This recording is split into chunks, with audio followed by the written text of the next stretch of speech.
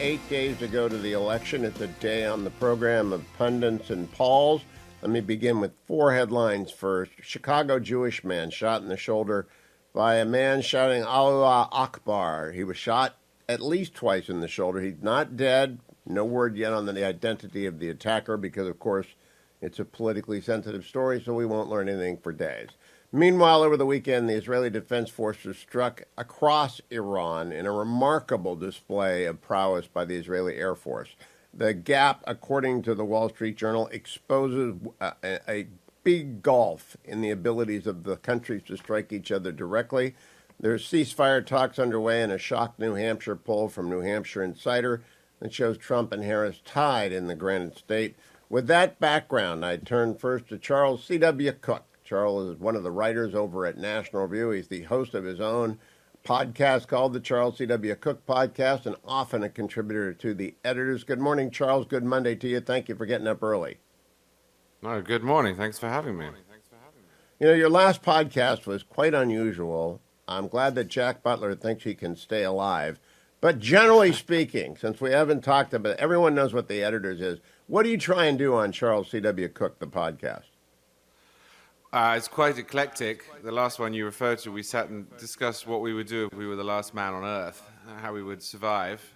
But usually I have a guest on, and I just ask open questions, whether it's about Winston Churchill's life, or federalism, or how a prosecutor's day goes. Unlike the editors, which is more of a political panel show, I just thought it was a good opportunity to have an hour where I can ask people who know a lot more about a topic than I do questions and sort of push them a little bit. So it's fabulously eclectic, entertaining. It's a nice break. Thank you. It's fabulously entertaining. And Jack Butler is an old friend of ours. He was an intern on the show years before he finished college. So we're glad to see him in such august company. Charles, what I want to do today is imagine that we are talking to an undecided voter. And my preferences don't matter. Your preferences don't matter. I'd just like to get your views on what they should consider about both Trump and Harris in light of a few stories. Let's start with this first one, which is radically undercovered. 39-year-old Jewish man shot, critically injured in broad daylight on a Saturday morning walking to Shoal in Chicago by a man shouting Allah Akbar. Does that play into anyone's votes, do you think? Well, I think the extent to which the president relates to that is limited, but it is true that the Democratic Party in the last decade or so has soured on Israel and has prioritized over support for Israel this bizarre philosophy that it's picked up of intersectionality and critical race theory and so on, and just doesn't seem interested in protecting Jews. The movement from which Kamala Harris comes is no better. So yeah, I think to some extent it does. There's a very weird attempt, I would say, to an undecided voter to make it seem as if the rise in anti-Semitism in America is in some way related to Trump, and that is crazy. This has come from the left. And if you are an undecided Jewish American or an undecided supporter of Israel, is there a clear choice here? I think Trump's better on Israel, yeah. I think you could also note that the Democrats declined to choose Josh Shapiro as the VP candidate, probably in part because they didn't want blowback from their party because Shapiro is Jewish.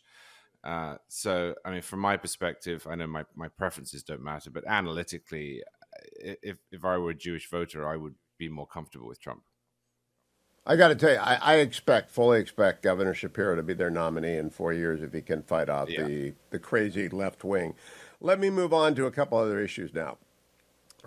We don't just elect the president, we elect 3,000 to 5,000 people, depending on the number of appointees he or she gets done.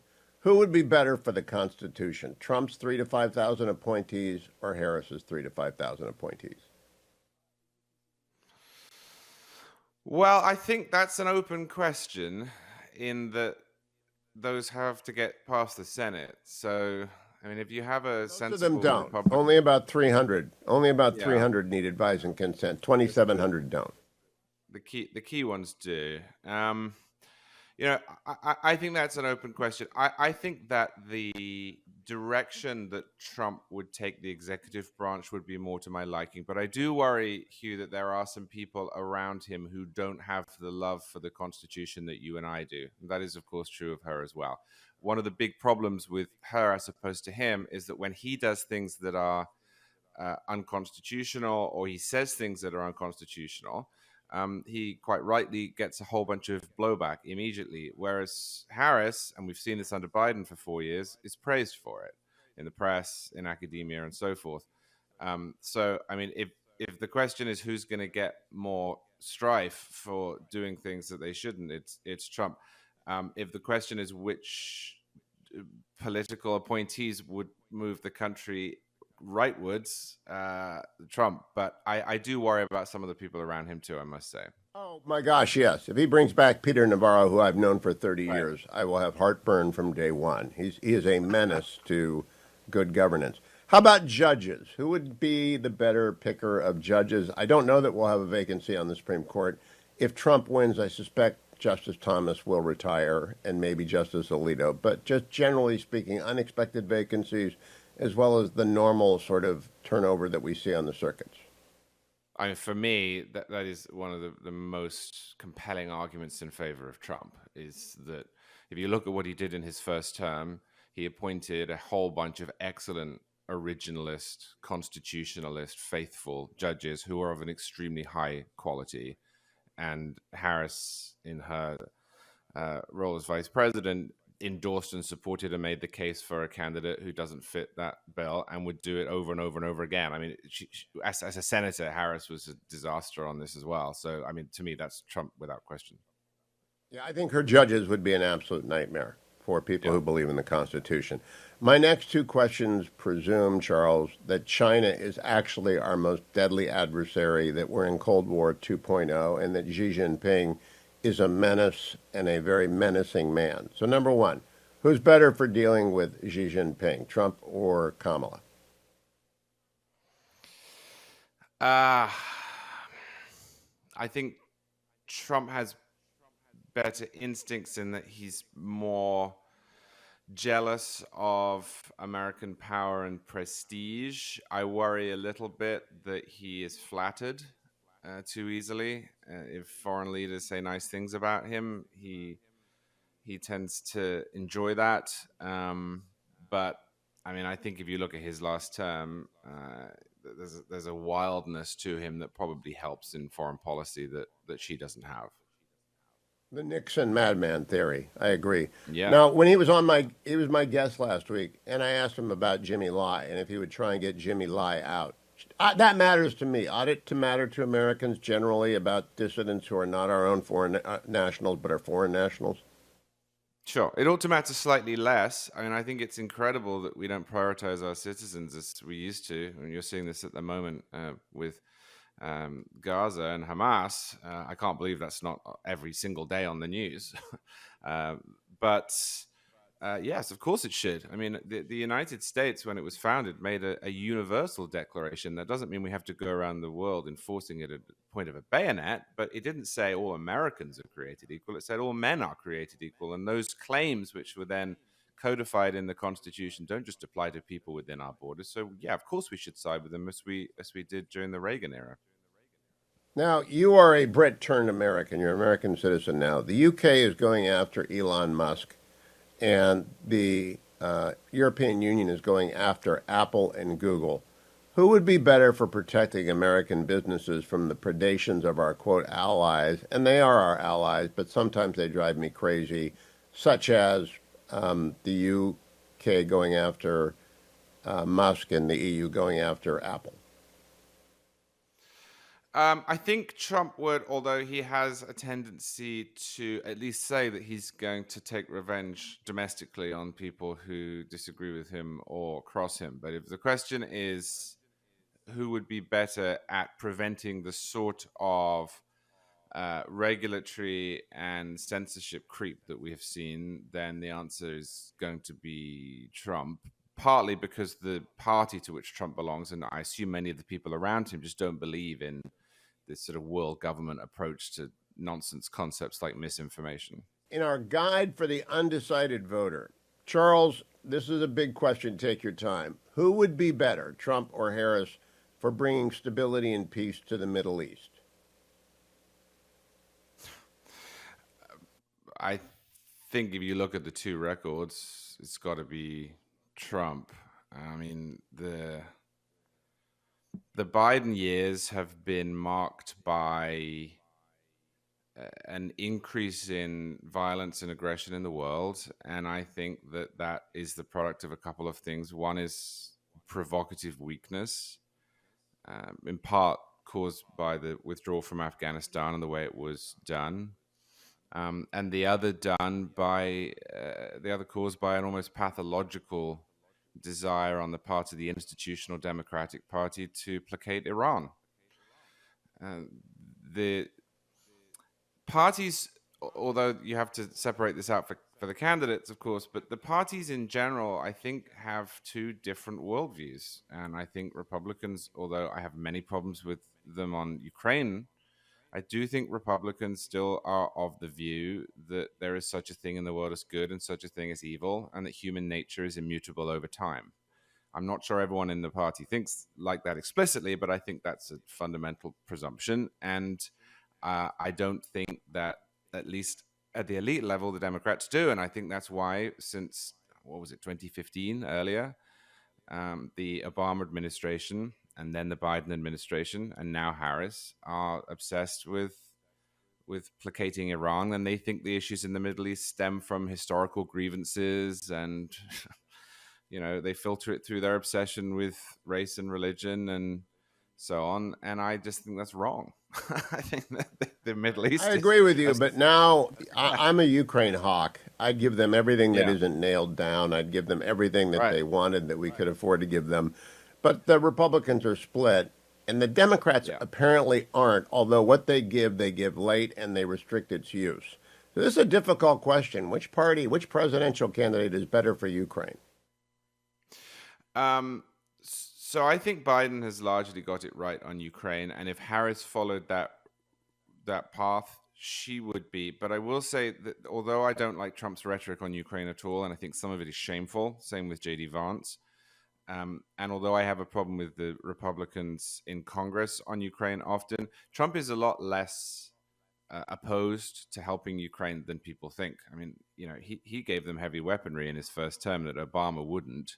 And he seems to have helped shepherd through some of that money by supporting Mike Johnson's stand last year or earlier this year. So I think that's probably a tie. I think Trump's perhaps less. Well, on Thursday's conversation with him, I said, look, can we have Cotton, Pompeo, or Mike Waltz's SecDef? And he said, I've got a list of 4 or 5. They're all great. 2 of your guys are on my list. Do you trust him on Secretary of Defense, which is, my view, the most important cabinet appointment? Yes, and I hope I'm not disappointed. You say that with some hesitance. What could go wrong with Trump on defense? What could go wrong is he could think that by looking to what he would see as establishment figures, that would get burned as he thinks he did last time. I mean, he thinks that last time he was in office that he surrounded himself with snakes, and he thinks the reason for that was that they were from the establishment, the swamp as he calls it. I mean, the people you just mentioned would be totally acceptable to me, but I'm not a Trump-style conservative. So I would be absolutely happy with this choice if you were in charge of it. I just worry that he's going to be told, look, you've got to pick people who are off the beaten path, because otherwise they'll do things you don't like, and then he'll pick someone we won't like. It is a wild card. All right, this is an easy pop-up fly, Charles. Are you a Yankees fan, by the way? Did I pick that up this week? I am. I did live in New York when I first moved to America, and my wife's a big Yankees fan, so it was an easy choice. I am a big Guardians fan, so I hate you this week, but we'll leave that aside. Right. This is a pop-up, or let's bet. This is the odds you'll get this right are the odds of Aaron Judge striking out in the playoffs. Who would be better for the production of American energy of all sorts, including oil and small modular nuclear reactions? reactors. Yeah, I mean that's not even up for debate. Donald Trump is the candidate for the production of American energy. Harris is not only opposed to maximizing energy production, but she's extremely dishonest about it. She said she wanted to ban fracking, then an aide said she didn't. Now that aides seem to be waffling on it, that's Trump.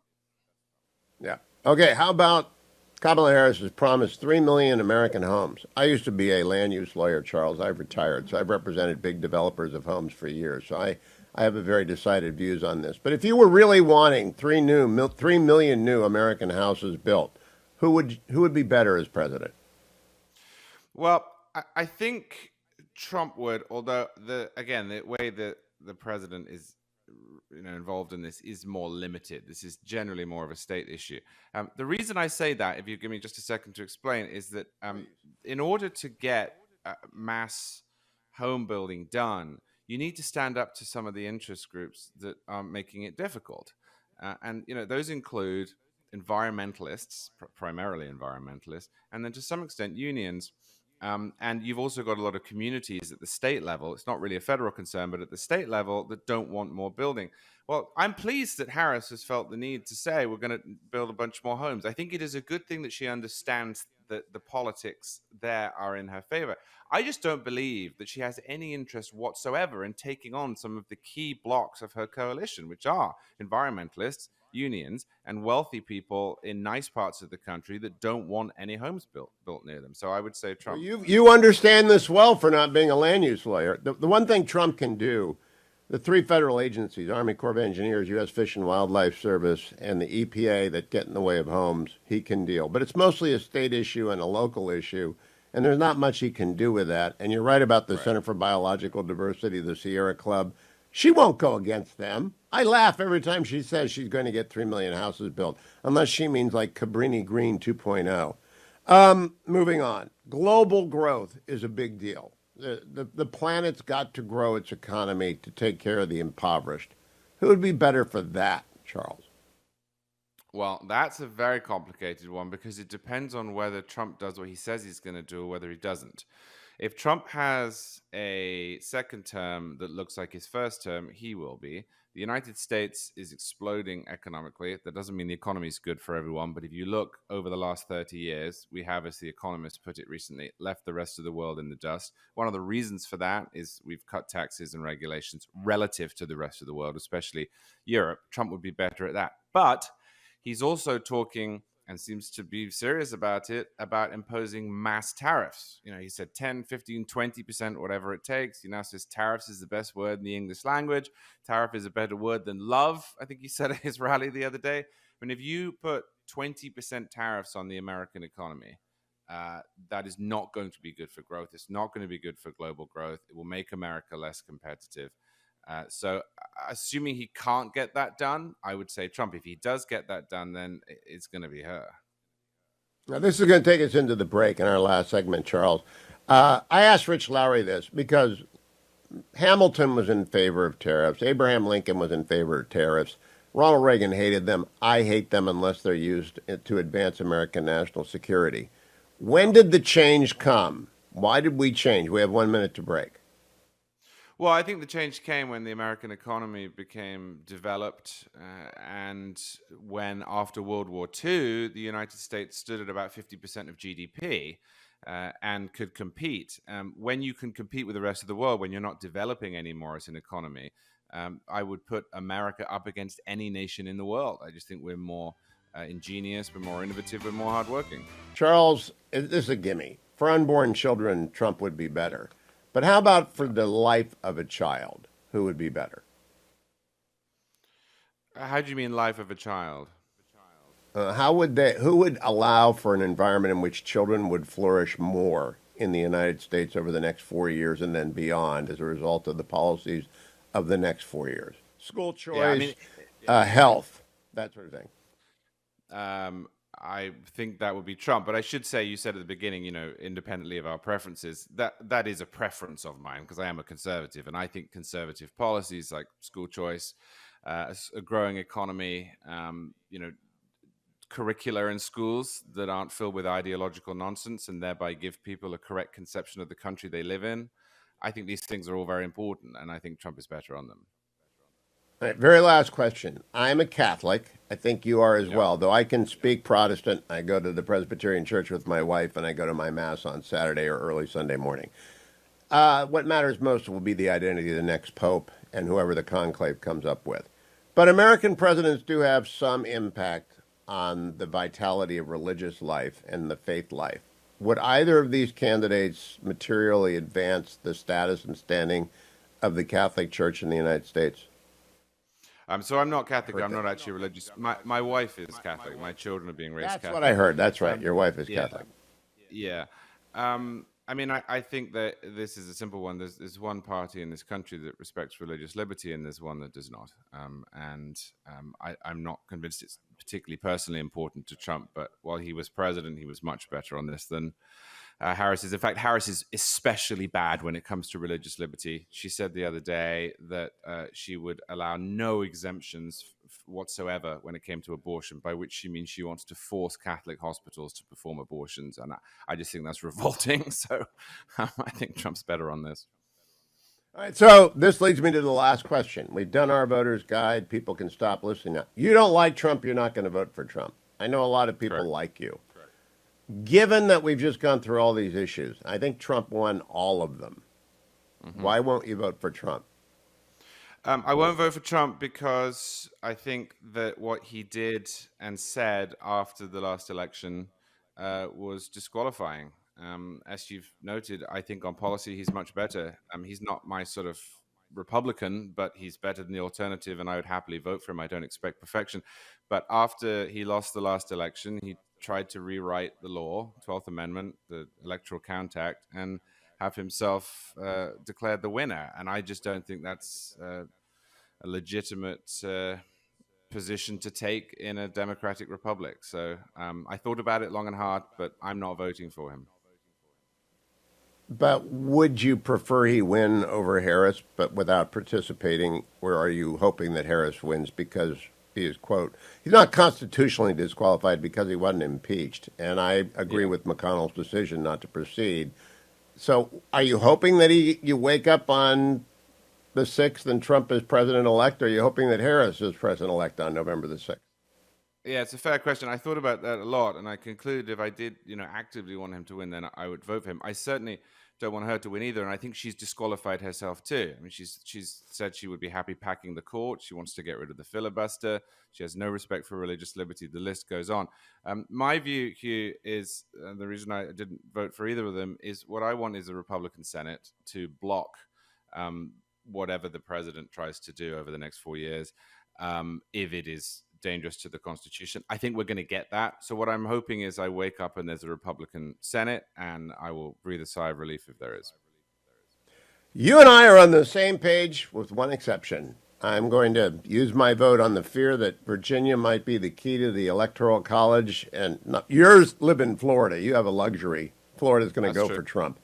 But Virginia might actually go for either of them. So I've got to take it very seriously. Charles C.W. Cook. Follow him at X at Charles C.W. Cook. Listen to Charles C.W. Cook podcast, and, of course, the editor. Charles, thank you. That was comprehensive. It'll be a great voting guide for anyone who wants to listen to it, and I appreciate your time. Yeah, thank you. Thanks for having me on. Vic Mattis is co-host of Getting Hammered podcast, the must-listen-to podcast that the fetching Mrs. Hewitt and I share in common, the one that overlaps because it makes us laugh and it just keeps us entertained, and Getting Hammered is a must-listen to in the Hewitt household. Vic, however, used the last episode to unbend about his Hallmark years, those years that had previously been hidden from biographers and kept under the rug, including, I hope your boss has gone to the Angels, because if he listens to that, Vic, he might get the impression that you didn't like working for him. No, not at all. Yeah, I don't know if he's around anymore. He was a tough guy, but I like working for tough bosses. I do. I mean, tough but fair. That's all I ask for is tough but fair. I used to work for John Podhoretz. Tough but fair.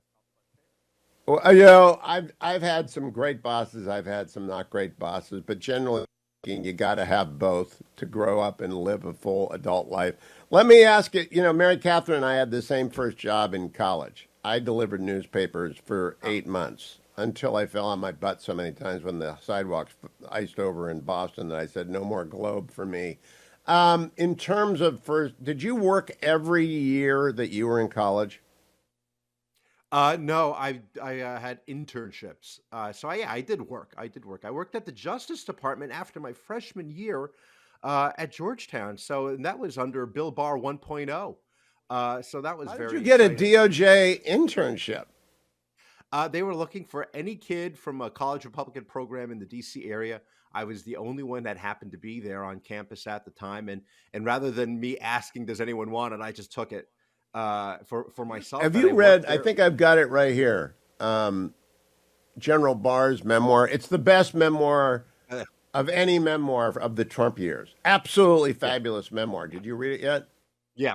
As many journalists would say, Hugh, I've read in it. Well, I've read all of it, and he has in it a theory that secular humanism is itself a religion, that it ought to be banned from the schools because it is being taught in the schools by our left wing woke teachers union types. And he's absolutely right. I just don't know who has standing to bring that lawsuit. Vic, give us your view from 30,000 feet about 8 days from now. I feel like it's 2016 for the Republicans, meaning Democrats in 2016 got the shock of their lives, and I think, gosh, we're in danger of getting one of those. Yeah. Uh, the first thought that's coming to my mind is that I think Americans are beginning to realize that the Empress has no clothes. So they've been telling us all this time about how great, Kamala Harris is, and they roll out all the celebrity endorsements, and isn't this wonderful? And, when she comes into office, she's going to get tough on the border. People are like, wait a minute.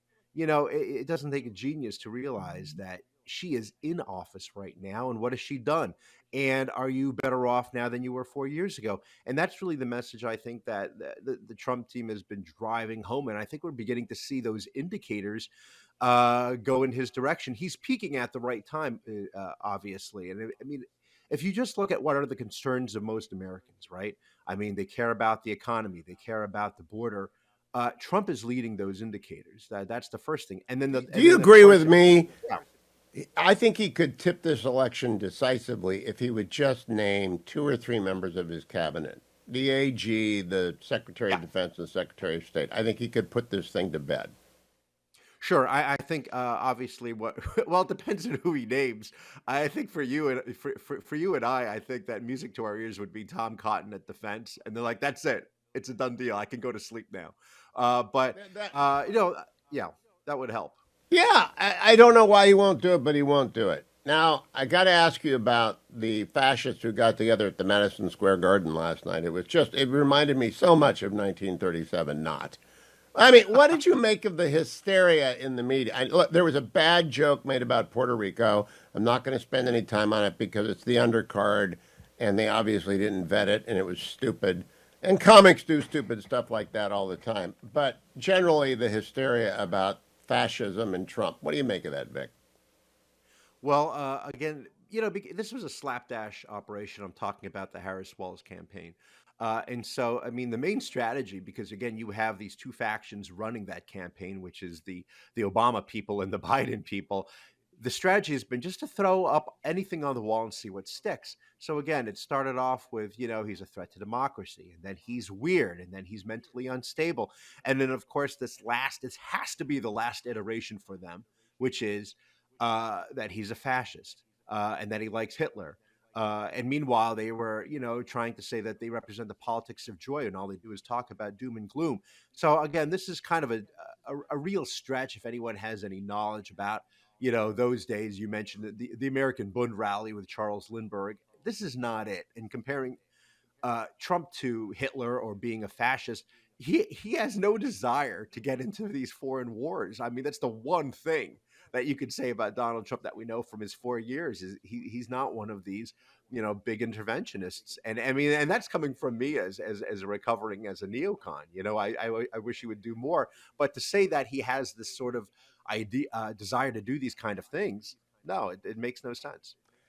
Yeah, I'm older than you, so I'm a Reaganite, Nixonian realist. Use force when you have to. Don't get into wars. And I think that's his approach. It's not particularly neoconish, but it is very Reaganitish.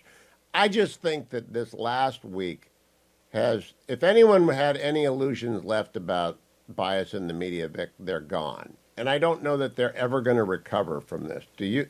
I really do think legacy media broke itself on Trump. Do you? Yeah, and I also don't know if they'll ever come to grips and realize that, hey, we really got out of control over here. We crossed the line. It was out of hand, and I need to wake up because, more than half of the country's population has told us they're voting for the guy we said is Hitler. Maybe that tells me something. But it does. It pushed people to become deranged and do things and say things and write things and report things that they never would do. I think about Nora O'Donnell on CBS and her quote unquote, opening regular coverage of what's happening in the news is insanely tilted toward Kamala Harris. Uh, and I know we know journalists who have said in the past, I'll tell you right now, we are not, we don't take sides. We're just calling it as we see it. And that's obviously not true. And you could see how upset they got with all those non-endorsements from the LA Times and the Washington Post over the weekend.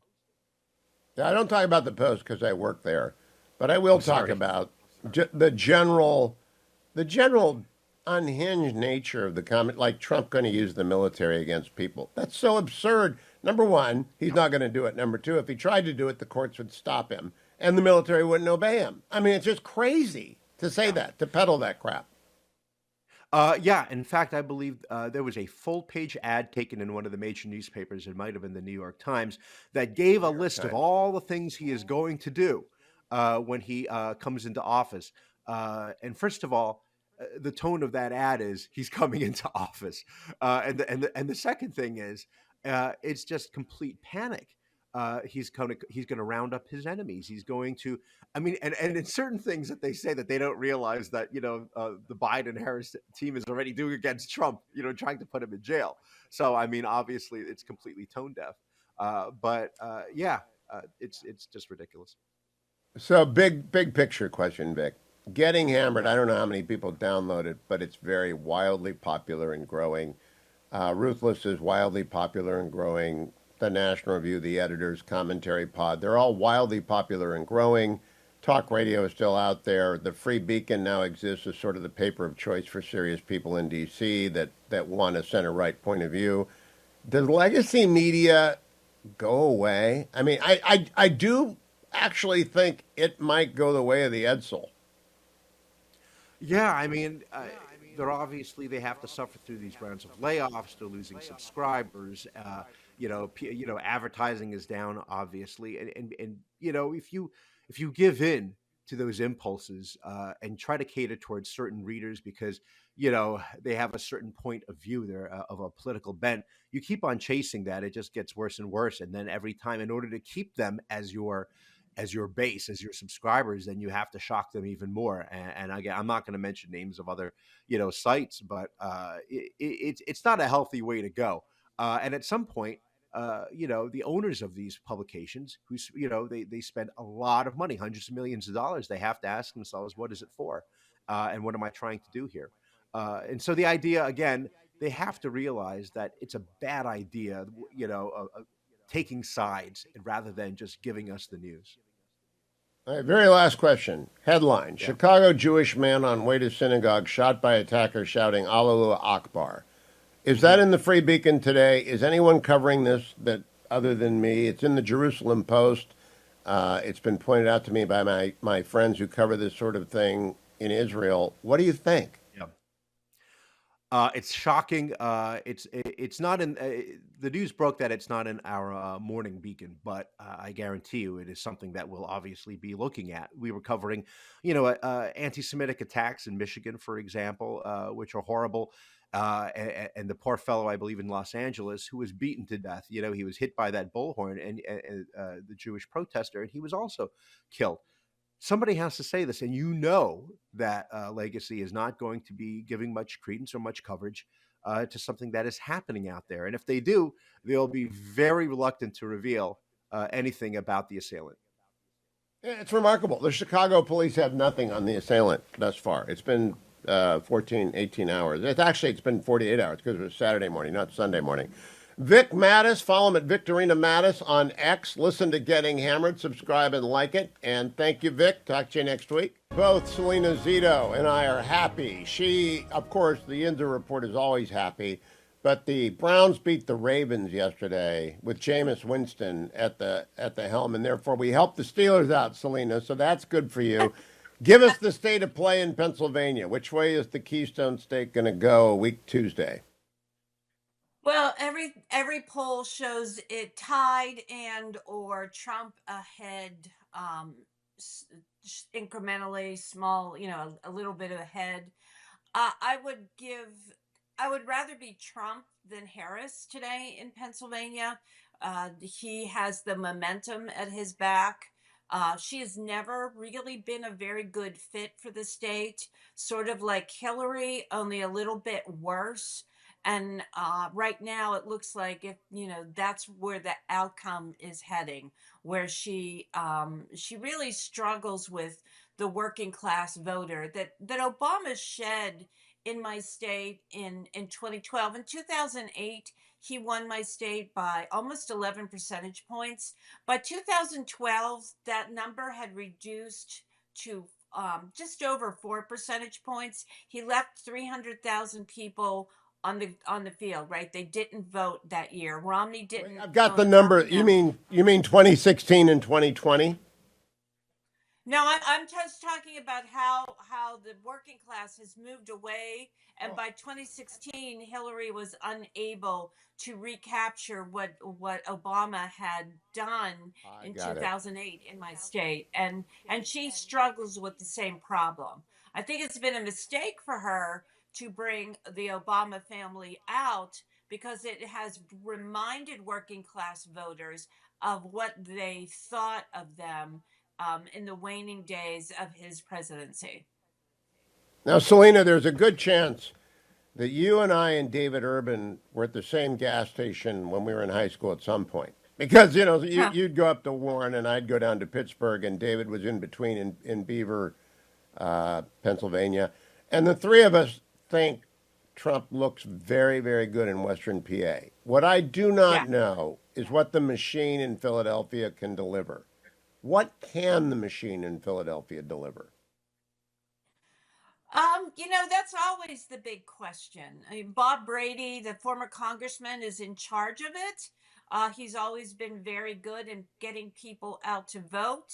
However, at least in the early voting in Pennsylvania, there seems to be a bit of a malaise among the voters in Philadelphia. So it's going to be, she needs to have at least a 500,000 votes coming out of Philly in on election night, and if that's not happening, she's not going to win. We've got John Ralston and a couple of center right. John's a lefty, but we got some center right people to check him. And it does look like Nevada is Trump's. Does it look Yeah. that way in the Pennsylvania early vote? Not in the early vote, but because um, and because of a mix of things. A lot of Trump voters are still registered Democrats. So it's hard to tell, the turnout for a Democrat could be a turnout for Trump. I remember in 2006, do you remember voter vault? That was the sort of big thing that the Yes. Republicans had where they could identify their voter.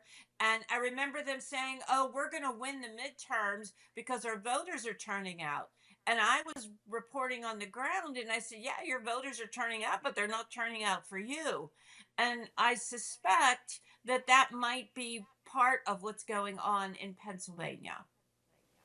A question, and I ask you to stay with the break with me. I want to talk to you about the media. On Thursday night, I did an event with Mike Gallagher and Larry Elder and Chris Stegall in Philadelphia at the Fuge. 700 people. More than half were Catholic, Selena. Oh, And yeah. I mentioned Yeah. Archbishop Chaput, and I got a spontaneous round of applause.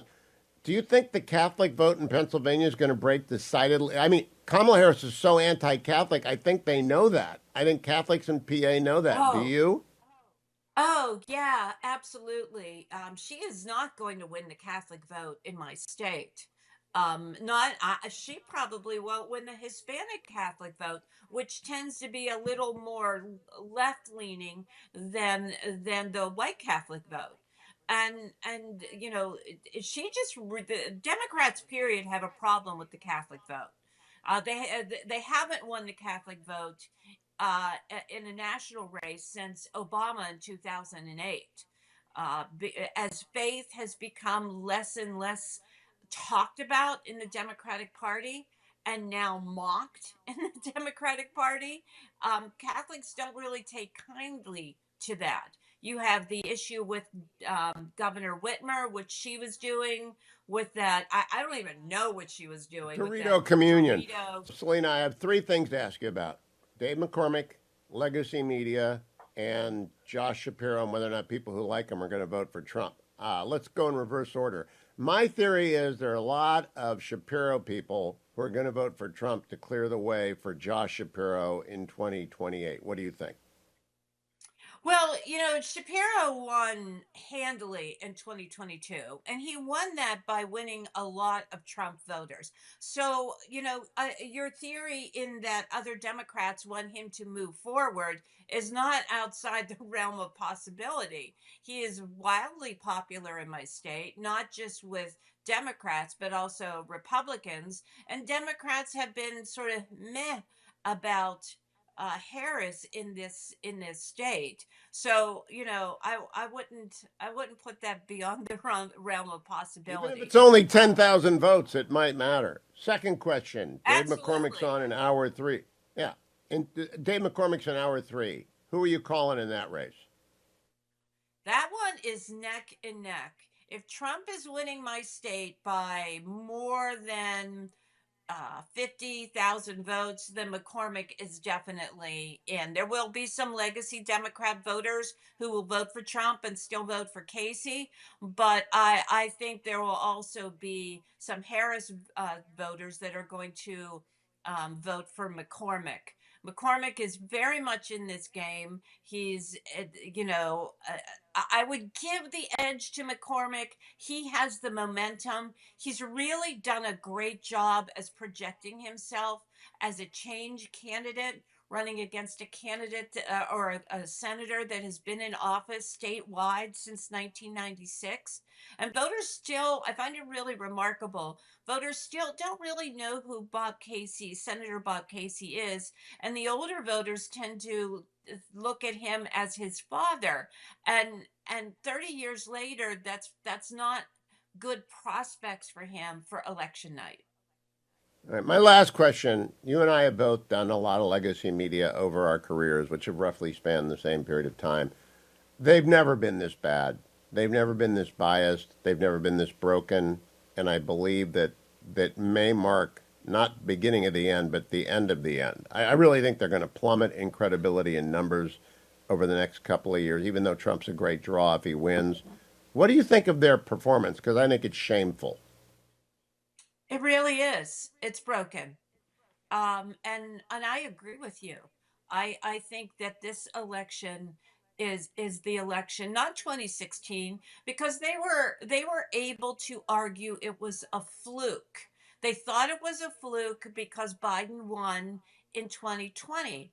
I would argue that 2020 was a fluke, largely driven by COVID and the break of normalcy in our lives, and that this is a center right country, and that this election that they believed fundamentally would not happen, that Trump could not win because of the indictments, because of January 6th, because of whatever they put in their heads. And if he does indeed win, I don't know how they are able to contain their comportment, and that will ultimately be the problem. They have called the American people, half of which are still watching them, Nazis, fascists, deplorable, bitter. There's no more names left to call Nazis. them. And You and I, yeah, because I'm yeah, voting for Trump, I think, I don't know if you are. I should just say, they've called me a Nazi. And There's no way to escape that. And there's some Yeah. on the TDS saying, oh, well, you are a Nazi. And of course, I'm not. And I think that's an outrageous slander on Americans. And I just think, what were they thinking? Really, Do and the I'll give you the last word, Selena. What were they thinking? it first of all tells you they have no historical knowledge of what a Nazi actually did. And then they look around at people that are members of their own family back home in Ohio or Iowa or wherever their family is from, and they're saying that about their only own family members. It is astonishing to me the words that they use so carelessly to define half or maybe more than half of this country and think that then the half of this country is going to be okay with them. It's just Yeah. not. It's not. I think we're going to see a remarkable deterioration. I do not know when we talk in 4 years prior to the 2028 election. I don't know if there will be a Sunday show. I don't know if the evening news will matter. I know they're certainly not going to get to moderate debates again. I think they're done. Hey, Selena, thank you. All things Selena Zito can be found at her website, selenazito.com. Follow her on X at Zito Selena. Read everything that she writes. She's everywhere, not only in Yinzerland, but in the old Midwest, the real Midwest. We're not counting Nebraska and Minnesota. We mean Pennsylvania, Michigan, and Ohio. That's the Midwest. I guess we'll let Wisconsin in, but not Minnesota, right? Am I right about that, Selena? Not Minnesota. I'm heading to the land on Wednesday to cover Marino. I'll let you know what I think. Bernie and I saw Bernie on Tuesday. He's got all the hallmarks of a winning candidate. There are small things that you notice, very small things that you notice, like energy level, come early, stay late, that sort of stuff. And boy, he's got mojo. Selena Zito, thank you, my friend. Talk to you next week. Thanks, you. 8 days until the election. I have a lot of headlines to go through. I want to start with a market report, though, because I didn't do it in hour number one, and I do want to update you on the fact I think that the market is pricing in a Trump win. That's what I think is going on here. And the wisdom of the crowds is best reflected in the market. And the market report is brought to you by American Federal, great sponsors of mine, American Federal Coal, Gold and Bullion, AmFed Gold and Bullion. Go to AmericanFederal.com or call 1-800-221-7694. 1-800-221-7694 if you want to buy gold. And there are a lot of gold ads. I listen to Megyn Kelly's podcast. She's got every podcast has got a gold ad now. I'm just here to tell you, the most straightforward gold guy I have met, and I've been in this business since 1990. A lot of Americans buy gold routinely, is Nick Grovich. Straightforward, as honest as the day is long. Here's the price of gold. Here's my commission. My commission goes down the more you buy. You can buy anything from a quarter ounce to, an ounce of Krugerrand or an American Eagle or a Canadian Maple Leaf. Or you can buy a gold bar. You can buy as much as you want from Nick. And he tells you the pricing structure. The one key thing, they do not, this is the thing I like the most. They do not play the float. All right. So they don't take your money and wait for the price of gold to move around with options contract. They're not trading with your money. They're selling you gold, and they will not sell you gold until they have your cash.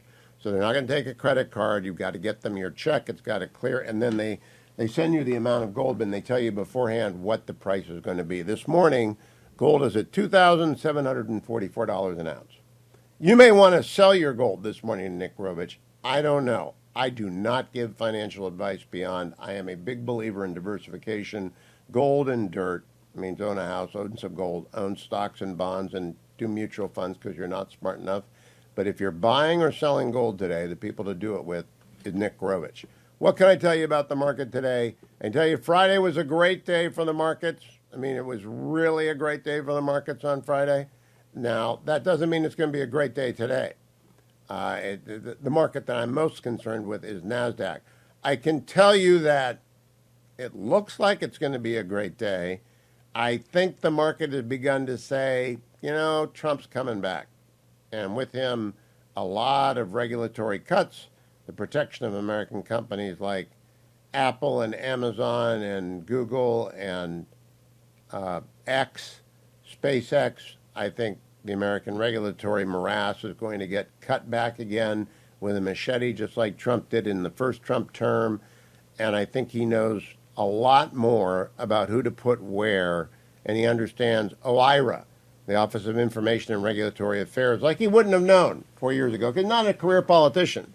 And who you put at the head of OMB and who you put in charge of OIRA matters a lot when you want to reduce the regulatory burden on American companies. So I think markets are going up. But I also note that the 10-year Treasury has zipped up to 4.24%, and that's because Israel kicked the living daylights out of Iran over the weekend. And oil this morning does not reflect the worry about a big war. West Texas is at $67.48 a barrel. Brent crude is at $71.67 a barrel. So it's not a disruption bet on gold. I think it's a worldwide inflation bet, because the one thing Trump does not care about and Harris doesn't care about is deficits and debt. So they're going to print more money, both of them. It's going to be good for the short-term economy. I have a solution to the debt problem, which is to do an extraction tax on oil and on the generation of nuclear energy. But I know my oil friends will be mad at me for that. But if we really ought to tax oil, not because of global warming, just because it's distributed throughout the entire economy. Everyone bears the burden. Nuclear power has got to come online. If it's a revenue source, we go get it and tax every kilowatt that comes out of a small modular reactor. I got to ask Governor Burgum about that. Governor Burgum, by the way, showing up on some interesting lists. Maybe as Secretary of State, if Mike Pompeo doesn't come back.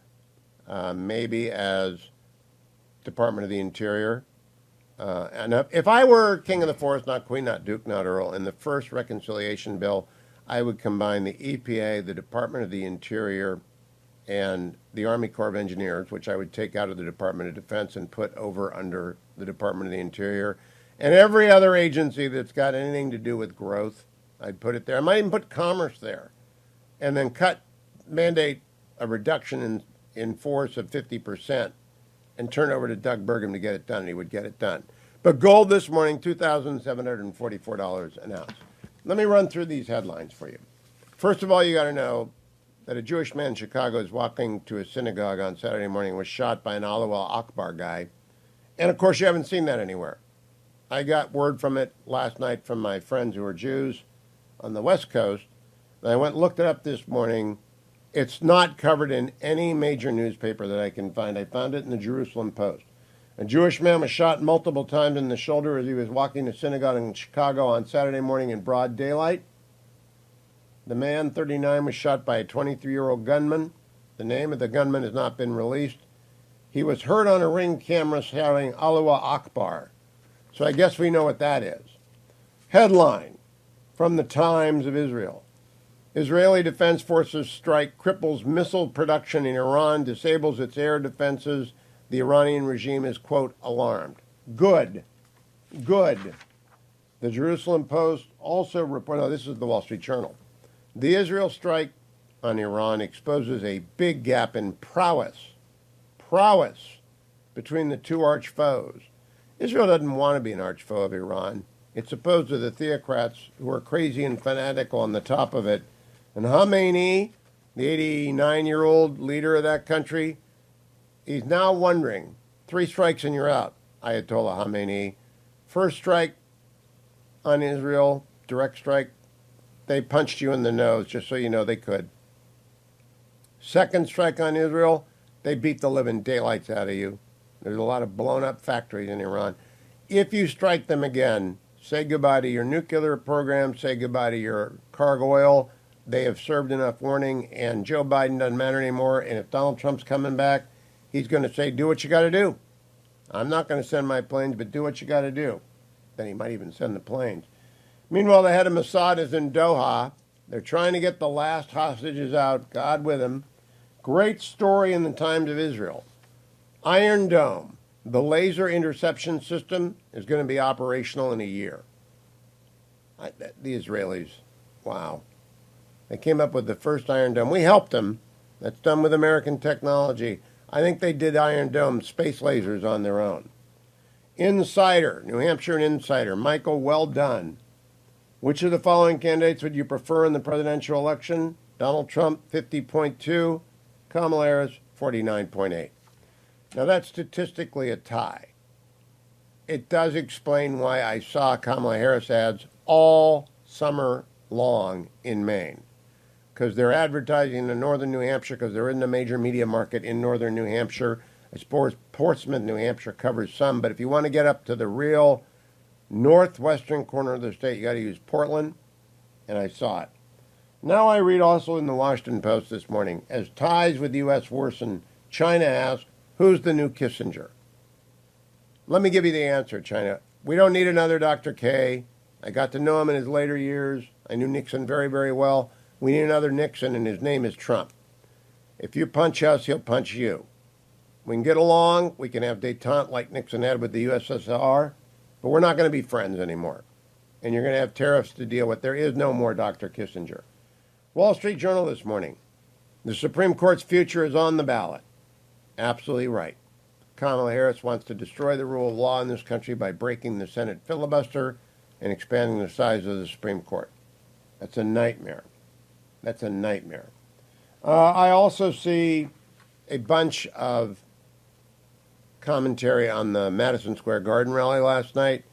Melania Trump introduced Donald Trump. First time she's been on the trail. Big, huge reception.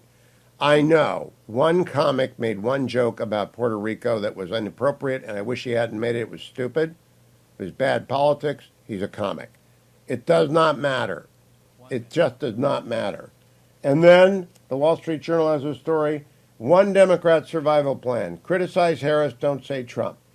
Representative Don Davis in North Carolina. I don't think it's going to be enough. Meanwhile, Japan threw out the ins, and the outs are coming in. That's a message to Democrats. They threw out the ins, and the outs are coming in. And the Liberal Democratic Party has run Japan, I think, uninterrupted for 15 years. But they're scandal-plagued, and people hate what they've done in the last 3 years, even though they changed prime ministers. Not enough. They're on the outs. Different party. The opposition's coming in. Not unlike what I think we're going to see Tuesday next, but I don't know. I'm not a prophet or the son of a prophet. You know, I spent a lot of time in Maine, and it's really two states. The first district is crunchy dark blue, and the second district is light red. And Austin Theriault is the Republican nominee who wants to take that district. Good morning, Austin. Welcome. AustinForMaine.com, AustinForMaine.com if you want to contribute. How goes the campaign, and how do you feel about it, Austin? Well, Hugh, we're on the home stretch, and we're feeling good about where the campaign stands right now. I believe that people are ready for another Trump administration to take power in January, and right along with that, he's going to need Republican control of Congress. It looks like the Senate's going to flip, but we're working really hard to hold the House. I know there's a lot of seats right now that people are watching, but Maine's second district's right up on top of the list. I know Mike Johnson, President Trump feels the same way. We did a teletown hall yesterday. The road to the Republican majority in Congress runs right through Maine's second district. So we have to flip the seat. We can flip the seat. Jared Golden's just, been a failure. He's changed since he's gone to Washington. He's not, for the Second Amendment, he's not even supportive of the Second Amendment anymore. And we have to win this thing. I and remember after the shooting in Lewiston. The shooting in Lewiston happened during debate prep when I was with NBC getting ready for the November GOP presidential primary debate. And for a while, everyone wanted to talk about gun control. And I said, the people in Maine are not going to react that way. Mainers love their guns, and they love their rifles, and they're not going to go for that. But then I was surprised Jared Golden came out for regulating guns. How did that fly in the second district? Well, it didn't go over very well. I mean, one of the first things that needed to happen was we had to take a look at what were the failures that allowed this to happen. And we know Maine has a yellow flag law that wasn't implemented in this case. That would have certainly made sure that this guy didn't have weapons. The mental health system failed in this case too. So there was a lot of failures that occurred. And if we really wanted to address the problem, we would have gone after that. And unfortunately, Jared Golden, came out in favor of banning banning AR-15s. One of the most common semi-automatic rifles in the state and certainly the country. And it was the wrong approach. And I think he's going to pay for it in November. No, Austin, one thing I know, because I go up there in the summers, that no one else is going to know who hadn't been to Maine, It takes forever to get anywhere in the second district. I mean, it is enormous. It's not like the Inland Empire. The largest district in the country is in California's Inland Empire. But it's awfully, that's not a state, but it's awfully big. How do you get around? Do you fly? I wish we had an airplane or a helicopter, but we don't have the funds to do that. Maine second district, let me think, all the way from Allagash to Freiburg probably takes 7 hours. It's one of the largest districts on the east side of the Mississippi River. So many great people, hardworking people. I mean, I personally came from a logging and farming family up in Aroostook County, right on the border of Canada. And so I'm proud of where I came from. I want to represent the district. I mean, God knows we've got Michael Bloomberg playing in this race. We've got other people, other billionaires that are trying to prop Jared Golden up in the final few weeks. I think the last calculation I heard, $3 million were coming in over the past weekend and stuff. So we just need regular people to stand up, speak out, and help the campaign. I know you shared the website at the beginning, austinformaine.com. We can win this seat. We have to win it.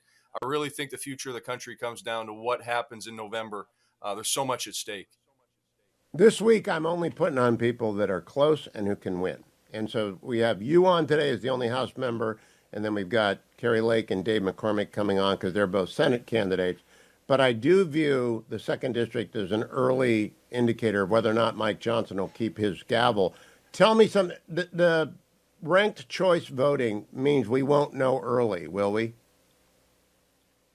Well, we don't have typical ranked choice voting this cycle. There's no independent running. There's no third party candidate on my as far as Golden versus myself. So we should know early. It's very, I don't think it's going to go to a second ballot. There is a write-in candidate, but nobody knows who that is. So we should know early. We're working hard every single day. I mean, I've talked to previous people who have supported Golden and are so angry about his flip-flop on the Second Amendment, on the lobster industry, on the Green New Deal. They're done with him, and they're going to vote for us. And, President Trump, as I mentioned yesterday, he came on and he did a teletown hall with the Maine GOP, primarily talking to second district voters. And the message was clear. He's not a big fan of Golden. He knows Golden's been against his agenda. I mean, he didn't even vote for HR 2. He voted against the wall, building the wall that Trump, really believed was going to help secure our country. And knowing what we know now, it would have. Not no, somebody. Austin, this is a real inside baseball question. I've got a bunch of friends who spend summers on islands, but they're also a year-round community. How do you get out to these islands to talk to the lobster people?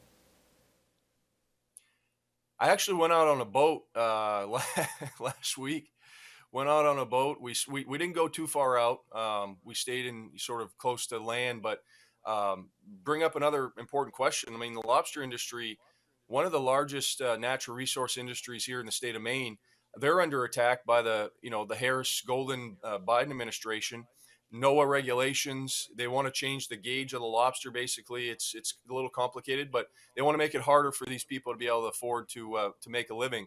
And we've got to stop it. We got to stop it on day one. I mean, Trump's talked about executive orders. We can do some things in Congress. I'm going to make sure I defend these people because they understand what it's like to have to make a living on the waters. And I can promise you the bureaucrats in D.C. have no idea what they're talking about.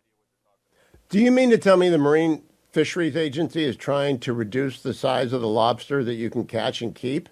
It's already pretty doggone closely regulated as far as I can tell. Yeah, they want to reduce it by 1/8 of an inch, which doesn't sound like a lot, but I can tell you when I was out on the water, you're going to reduce their catch by 70 to 80%. That's a lot. I mean, that'll be the difference between them being able to make their payments on the boats and not. We have to address it. I mean, they're frustrated as heck. They don't feel like the administration is listening to them. I mean, Jared Golden runs ads on TV saying he supports them and all that, but they know he voted for the Inflation Reduction Act. And that's one of the reasons we have offshore wind. That's one of the reasons NOAA's got all this money to go after them. So, they're frustrated. They want new leadership. Now, I also want to point out, I took a spin down the Kennebec River this summer, and we got 3 destroyers, 3 Arleigh Burke destroyers there. One has been christened, one is about to go to sea, and one's about a year away. We ought to have 6. Donald Trump is committed to shipbuilding. You think a lot of that will go to Kennebec and River area region? Well, we're working hard. I mean, that's one of the things they're running a lot of lies about me saying I don't support shipbuilding in Maine. I mean, that couldn't be further from the truth. I know we need a larger military. We need to strengthen our military. We need to make sure we have more ships. That's one of the things I'm going to support in Congress. And let's say peace through strength. What's going on in the Middle East and what's going on in Europe right now, I think, is because of lack of leadership. Nobody trusts the United States anymore. They just they think Biden's a weak president, and with Trump hopefully being elected in January, I think we're going to see that strength be spread around the world. We're going to see some of these conflicts hopefully be negotiated with some sort of peace agreements and all that. But we still have to we have to build up our military, because you never know what conflict's going to come next. Last question, Austin. Where do you advertise in a closing week? Obviously, you do the online stuff, and you can go direct to people via the various Facebook, Instagram accounts. Everything's on social media. But who's the TV station? Is there a Camden station? Is there where do you advertise? Well, for Portland, or for Lewiston and Auburn, we advertise in Portland. We've got Bangor markets as well, and then Presque Isle market, which is where I'm from. There's 3 TV markets. We're spending as much as we can on that. Golden's obviously got a bunch of outside money coming in, so that's why I would appreciate your listeners if they can support us in the final few days. We've got radio going on. We've got social media. I mean, I'm taking tours around every single county. We're going to Oxford County this morning, actually. So we're going to finish out strong. I mean, everybody that wants to meet me has an opportunity to meet me in the coming days. We're not just sitting this out. We're working hard. We're going to fight to the finish, and I think we're going to win this thing.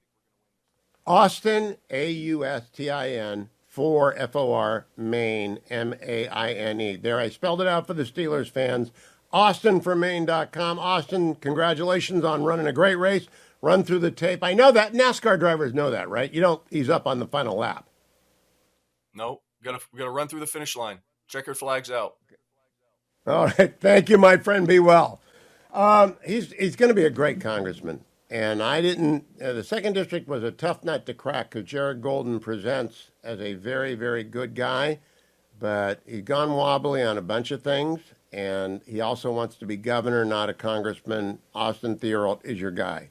I got to go back to Thursday night because I deranged Lawrence O'Donnell. And I've been told by a number of people about this. I haven't heard it yet. So let's listen to Lawrence O'Donnell ranting about me, cut number 13. Donald Trump's radio minister of propaganda, Hugh Hewitt, got Donald Trump on the phone today. And I know for a fact that Wait a minute. Hewitt knows. What was that? Start over, Donald Trump's please. radio minister of propaganda, Hugh Hewitt, got Donald Trump on the phone today. And I know for a fact that Hugh Minister of Hewitt propaganda? knows what a tariff. Your Soul City Hugh. All right, keep going. I'm the minister of propaganda. is, Great. and who pays a tariff and how it works, which is why Hugh Hewitt did not discuss tariffs with Donald Trump today. Oh, stop, Lawrence. The reason I don't talk about tariffs is it makes people drive off the road. Now, Lawrence doesn't know anything about entertainment. He used to be a writer in Hollywood, but ever since he's gone inside the blue bubble, I've been nice to him, by the way. When he wrote a good book, I had him on about Bobby Kennedy. I'm nice to all these people, but then they're just complete jerks to me. And in any event, the reason I don't talk about tariffs with anyone is they make everybody get sleepy and drive off the road, and I have a public safety duty. Keep going. Donald Trump's minister of radio propaganda began his interview by saying this. I've already voted for you and J.D. Vance. That was before question 1. And then Hugh That Hewitt, was. who- Why is that? Why would I do that? It's called full disclosure. It's called, if you don't, you've got to know who your source is. Lawrence O'Donnell may not have already voted for Kamala Harris, but he's going to. Keep going. unlike Donald Trump, knows how bad Hitler was, tried to help Donald Trump with Donald Trump's Hitler stuff. Biographers are going to be writing about you for decades and centuries. And one of the questions they're going to come up against is, why do some people hate you so much? I mean, Trump derangement syndrome is a real thing. I've run into it. We saw it online repeatedly. The stuff they call you, the Hitler stuff, the fascist stuff. The permanently and irrevocably disgraced, Hugh Hewitt calls it. All right, I've heard enough. The permanently and, did he say irrevocably disgraced, Hugh Hewitt? You know, I'm worried about a few things in life. I'm not worried about Lawrence. because nobody knows who he is. Nobody watches his show. He has zero influence. And anyone who takes what I offer, which are interviews to sell books, and turns around and does that, they have no character. Bethany Mandel joins me. Good morning, Bethany. How are you? Good morning. I'm good. How are you? Good. I began the show with this story from the Jerusalem Post. Chicago Jewish man on the way to synagogue shot by attackers shouting Allah Akbar. Have you seen that in any major American news outlet? I've barely seen it in the Jewish news. I think you're probably the only national media personality talking about this today. What do you think of that story? What does it portend for American Jews? I mean, it's a lot of the same fears that we've had. This kind of stuff has been happening on the streets of Brooklyn for years. One of my friends was approached in the streets of Brooklyn over this last holiday last week, and he was yelling that he was gonna these things that I can't say actually on air, but this kind of stuff has been happening for a long time in America, unfortunately, in New York, and now it's spreading. Now, what I worry about, Bethany, where I lived in Southern California from 89 to 2015, you see a lot of Orthodox Jews walking to synagogue on Saturday morning. It's just part of the landscape because a lot of Orthodox Jews have moved there, many from South Africa, as a matter of fact. Are they going to have to change? I don't know how else you get to synagogue, right? You got to walk. Yeah. Yeah. I mean, the hard thing also is that if you're Orthodox, you don't have a phone on you. So you can't call 911. You can't take a picture of someone. And that really limits your ability to defend yourself. Now, you can't carry a cell phone, but there are a lot of people who are carrying guns these days. There was a conversation recently in one of my neighborhood WhatsApp groups, and someone said, "Oh, I don't feel comfortable with guns. Which synagogue can I go to where there won't be any guns?" And people just did the laugh emoji on it because there's a dozen guns in every single synagogue in my town, in Maryland. I used to do events with Michael Medved, and if it was Sabbath, I would go with him and press the elevator. I was his Gentile helper. Do you think we're going to see more of that among the Orthodox community, Gentiles who will come along with a phone? A Shabbos goy. I mean, we have security. We have folks in the neighborhood who know the limitations, but I don't know. I mean, it might get to that point where there are neighborhood watches set up. We have that within the Orthodox community already, but the folks, I mean, if it's a matter of life and death, there are people who have cell phones. So there are always some folks in the community who have their phones, doctors, mostly just doctors, but they might be employed to sort of say, like, let's have you also stand watch and kill two birds with one stone. I think that's it. Shabbos goy. That's what he called me. Although I've got a friend who's Orthodox on the West Coast who hates the term goy, so I don't use it. Bethany, I want to play for you a little of Lawrence O'Donnell on Thursday night attacking me. Cut number 13. Donald Trump's radio minister of propaganda, Hugh Hewitt, got Donald Trump on the phone today. And I know for a fact that Hugh Hewitt knows what a tariff is and who pays a tariff and how it works, which is why Hugh Hewitt did not discuss tariffs with Donald Trump today. Donald Trump's minister of radio propaganda began his interview by saying this. I've already voted for you and J.D. Vance. That was before question one. And then Hugh Hewitt, who, unlike Donald Trump, knows how bad Hitler was, tried to help Donald Trump with Donald Trump's Hitler stuff. Biographers are going to be writing about you for decades and centuries. And one of the questions they're going to come up against is, why do some people hate you so much? I mean, Trump derangement syndrome is a real thing. I've run into it. We saw it online repeatedly. The stuff they call you, the Hitler stuff, the fascist stuff. The permanently and irrevocably disgraced Hugh Hewitt calls it the Hitler stuff, the fascist stuff. And yes, biographers and historians for centuries will easily find Donald Trump's White House Chief of Staff, John Kelly, on audio tape quoting Donald Trump saying Hitler did some good things. No historian is going to struggle with why Americans who hate Hitler might also hate a person who admires Hitler. It's worth, Bethany. What's wrong with these people? It is so enraging to watch that and to hear that, because these people don't care about Jews. These people don't care about Hitler. All they care about is using Hitler and using the Holocaust to score political points. It is so craven and so disgusting. I, that is enraging. I wish that I had had some time to digest that before I had to go back to talking about it. It is so infuriating to hear people play those games when literal lives are on the line. Well, I don't know if Lawrence O'Donnell was at the rally for Israel. He might have been. I don't think so.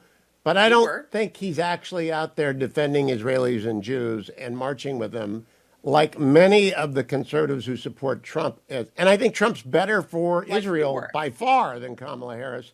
Do you have any doubt in your mind on that question? No, I mean, there is no doubt in any of your listeners' minds about your commitment to the Jewish people and the Jewish state. And for him to play those games while having absolutely not a care in the world is just revolting. Michael Brendan Doherty, senior writer for National Review, and I believe the first time he's been on the Hugh Hewitt Show. Michael, welcome. Am I right about that? Are you a first-time guest? I think we're having issues. Hold on here. We've got a connection issue. I saw him briefly, so I know his camera's up, but we may have to stall here. Let me stall by telling you that the Heritage Foundation is a proud sponsor of our program, but Project 2025 is not Donald Trump's, and they want you to understand that. So they have a new website called 25truth.com. 25truth.com tells you everything you need to know about Project 2025, why it is an accumulation of all the thinking of a variety of conservatives that is done every time that a potential new Republican president might arrive in the White House. And every time that happens, the Heritage Foundation puts together what was originally called Mandate for Leadership, which was a Heritage Foundation publication in 1980. So they've done it again. And Kevin Roberts and his team put together a very provocative, very interesting set of policy ideas, suggested appointees, but it in no way represents the views of the Trump campaign. And therefore, they put together 25truth.com, 25truth.com, to explain to you what Project 2025 is. And I would strongly recommend that you go to it and you embrace it and you understand it and you realize that Donald Trump is not Project 2025, but Project 2025 is a good thing because America needs intellectual rigor and lots of debate about the issues that are most of concern to the future of the Republic. 25truth.com. Let me also take a moment to tell you Americans for Prosperity is a great sponsor of our program. AmericansForProsperity.org/volunteer. In these, the last 8 days of the campaign, I want to urge you, put up your hand and get involved. AmericansForProsperity.org/volunteer was with me in Columbus. They were with me in Philadelphia, and they are ready to help you help become part of this campaign if you head to AmericansForProsperity.org/volunteer. Michael Brendan Doherty, I think we've got you back. Is this the first time you've ever appeared on the Hugh Hewitt Show? I believe it's the first time I've ever appeared. I think maybe just once before over the phone. But well, then I've got to ask you my two obligatory opening questions, even though I might have asked you these before, because I can't remember the first interview. Was Alger Hiss a communist spy? Not only was he a communist spy, he is the namesake of the Alger Hiss Chair of Social Science at Bard College, where I attended. Oh, really? They have an Alger Hiss chair? Oh my goodness! That is, I've never known that before, Michael. Thank you for that hot tip. Not sure who wants to hold that chair. Secondly, have you read The Looming Tower? Gosh, it's been 15 years maybe since I've read it. Yeah. I read it. The lessons of it are relevant today because yesterday or Saturday, a Jewish man was shot by someone shouting Allahu Akbar on his way to synagogue in Chicago. What does that portend for you, Michael? It portends, increased social strife in the United States. I look, and it's a result of immigration without assimilation, and we see it. We've seen a preview of it in Europe, right, where You had a Pakistani Muslim descended mayor supporting the pro Hamas protests, and you had an Indian descended home secretary opposing them. We sometimes bring conflicts from over the world into ourselves. So I think this is something we're going to see more of until we get serious about educating each other in liberty and in citizenship the American way. I agree. Now, I do believe that the looming tower mattered for about 10 years when people were learning about Islamist threats, but I think maybe I concluded it had subsided. Now I'm beginning to think, no, you get a year of Hezbollah and Hamas, pro-Hezbollah marches on campuses. You get attacks on Jews in LA and Chicago, in Michigan and in New York.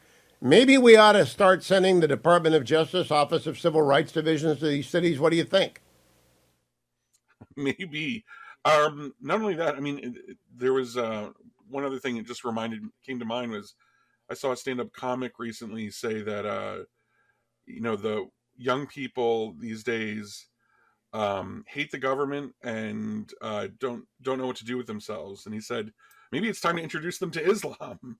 And I thought that is the darkest joke I've possibly heard, but Islam really is the streetwise faith in Europe right now and is active and alive in a way that Christianity doesn't seem to be on the street level.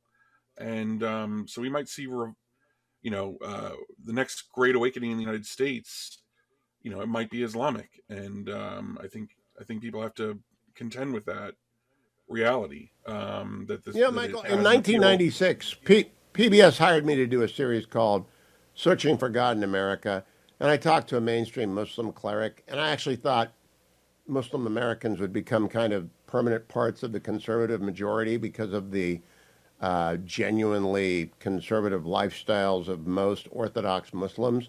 Have you given up on that hope? I haven't. I think the free exercise clause is a wonderful thing. Not entirely. I mean, I've seen in my own friends that were in a school district where Muslims were the key constituency in banning pornographic books from the school library, right? And he said it was because of the Muslims that I'm allowing my Jewish children to attend this public school at all. So I think there is, and I think you even see maybe even some evidence in Michigan that failing to get the Democrats to embrace an anti-Israel foreign policy, that a lot of Muslim voters are reverting to just being social conservatives, and it seems like the vote is split there. So it is not.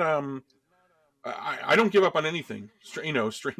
Strange things happen. I mean, I'm probably most politically allied with people who, their forebears a century ago were fearful of people like me. So, the melting pot does work. Let's talk a little bit about Madison Square Garden on Saturday night. We had, or maybe last night, we've had a wave of people saying that was the Bund. Those were Nazis. Trump is a Nazi. Lawrence O'Donnell called me his minister of propaganda because I dismissed the Hitler stuff as absurd.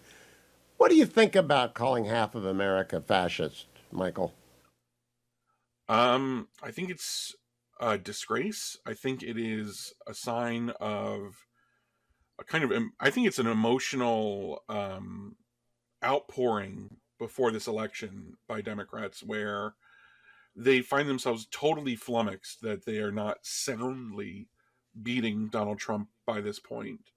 They think the evidence is in, whatever it is, whether it's his campaign speeches, how he conducted himself in office, January 6th, they psychologically reject him and his voters entirely. They have a very difficult time putting themselves into the mind of a Trump voter.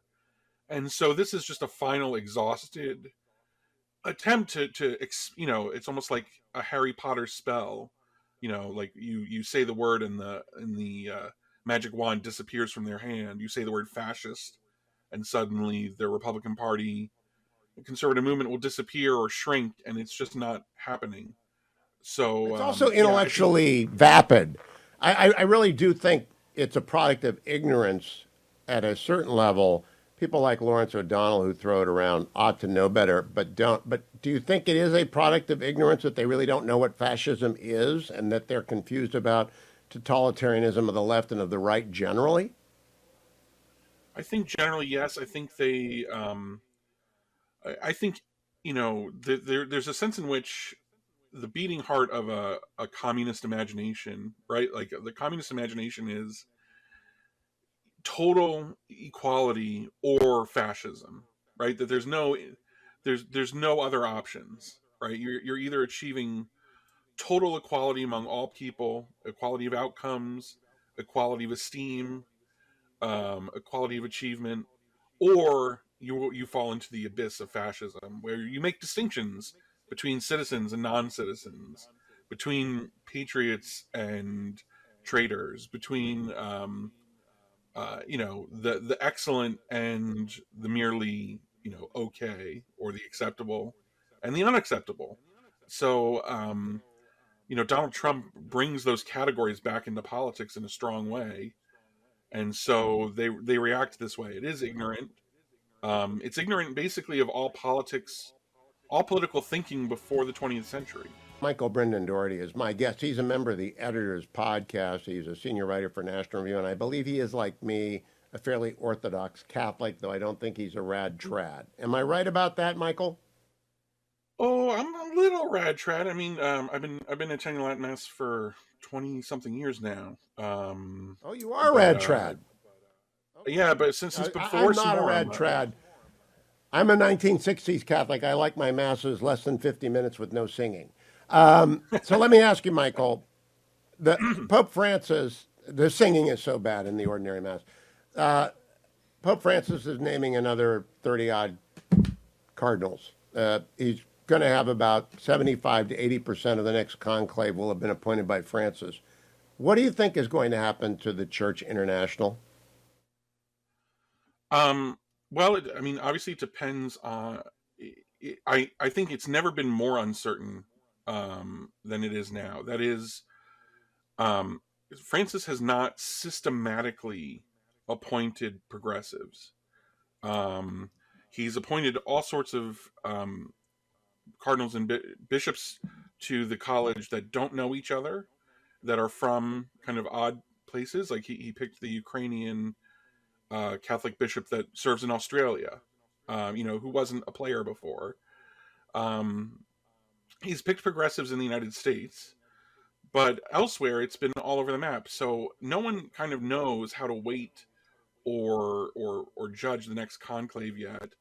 And a lot's going to matter on who is charismatic and who is of the moment when they show up. Also, I think there is a sense among Catholic bishops and cardinals that the war on the trads was a disaster for the Francis papacy, that it's created martyrs and it hasn't really solved any problems. And I expect even a relatively progressive candidate will abandon it if they become pope. So I expect the next the next conclave is going to probably be searching for a cardinal who doesn't come down so hard on other cardinals and bishops, who seems to encourage them rather than reprimand them so much as Francis does. Why does Francis, I really think he loathes the American church, loathes it. Why do you think that is? I mean, I think that's part of his background. There's a certain South American left-wing tendency to view America as kind of the source of all evil in the political world, the source of all trouble, and a kind of America serves as a scapegoat for greediness, for capitalism, for whatever sin or system you find yourself in opposition to. So I just think it is a kind of deep-seated national prejudice that doesn't reflect the reality, which is the American church is extremely generous. The Catholic Church Universal couldn't exist in the way that it does without the generosity of American Catholics in particular. We are funding the church. When the Archbishop of Paris wants to raise funds to rebuild Notre Dame, he turns to America, right? Not to Paris. I think you're exactly right, and I'm hopeful, I'm prayerful that we get a John Paul the Great out of the next conclave when we're not looking for it. So that's what my hope and my prayer is. But boy, this conclave is going to be wild. Michael Brendan Doherty, keep coming back. Good to see you. I'm glad that you did not get influenced by whoever held the Hiss chair at Bard. Gosh, that's a revelation for me. What a shocker. Thank you, friend. You're welcome. I want to go to a little bit of the Trump rally at Madison Square Garden. What a stupid set of commentators who were calling it a fascist rally. I mean, really stupid. It's so insulting to Americans who actually know something about fascism. But anyway, here is Donald Trump last night being very fascist. Cut number 20. So Jews and Muslims and Catholics and evangelicals and Mormons, and they're all joining our cause in large numbers, larger than anyone has ever seen in this country before, larger than they've ever seen in any country. And the Republican Party has really become the party of inclusion, and that's something very nice about that. And, that's so fascist. That's so fascist of him to bring up the fact that Muslims and Catholics and Jews and evangelicals are joining the party. Let's go to cut number 21, where Donald pays homage to his home city of his birth. Cut number 21. But this is the city where I was born and raised, and this is the town that taught me that Americans can do anything when they want to. So no matter our differences, when we work together, there is nothing that we cannot achieve. From New York to Las Vegas, from Philadelphia to Phoenix, from Chicago to Charlotte, from Atlanta to Detroit, this nation was built by generations of American patriots who gave everything they had for our rights, our future, and for our freedom. Through freezing cold winters and hot scorching summers, through storms and setbacks and conflicts and danger, our American ancestors pushed onward, marched forward, and overcame every single obstacle that stood in their way. Together they crossed the oceans, settled a continent, tamed the wilderness, laid down the railroads, raised up those mighty skyscrapers, built the highways, won 2 world wars, defeated fascism and communism, and launched American astronauts to the moon. It was the main thing about that is that Winston Churchill said something very similar to that, and he said, Americans are not made of cotton candy. Farm factory frontier. Donald Trump was not sounding very fascistic last night. Cut number 22. After all we have been through together, we stand on the verge of the 4 greatest years in the history of the USA. With your help from now until Election Day, we will restore America's promise. We will put America first, and we will take back the nation that we all love.